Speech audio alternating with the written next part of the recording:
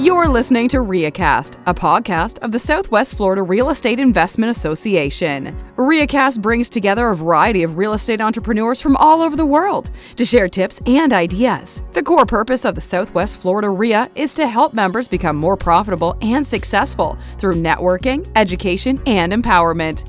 Here are your hosts, Jeff Tamarello and Michael Lyons.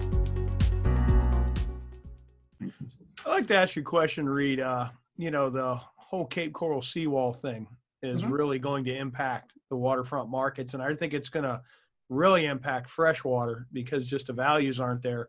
And you're about to have some very expensive seawalls. Well, let's discuss that too. Let's mention what the costs are going to be. We have an idea what the costs are going to be yet? Or is that still a guess? That's probably a good question as far as cost for one of the two, big seawall guys in town. What I've heard is, right now, it's between like 10 and 15, just depending on the amount of clearing along the edges. Are you tying into other seawalls or do they have to build the returns? Those are all things that affect seawall pricing. I've heard it's going to as much as double, which you're right, Jeff, that'll destroy the freshwater market. I mean, if you're talking about, freshwater lots right now are trading for 7 to 10 in the north part of Cape Coral, and then the south part of Cape Coral, they're kind of all over the board. Depends on the assessment balance and what have you. But let's take a nice Northwest Cape fresh lot. You pick it up for $8,500 right now, $9,000 right now, something like that. And you're going to go drop a $20,000 seawall on it. To me, it just doesn't make a lot of sense.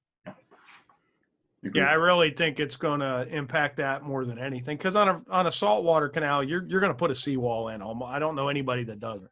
You're going to put a seawall in, and you're looking at that. Maybe let's say seawall prices go up $10,000. It's a $500,000 house. What's another $10,000? Really, at the end of the day. Yeah. And on a freshwater lot, you're $10,000 into it, and then 20, 25 on a seawall. That's a lot of money. This concludes this edition of RIAcast. Be sure to subscribe to receive our next episode. You can also subscribe at our website, www.swflreia.com. See you at a meeting soon. Please let us know if you have a suggestion for a future episode.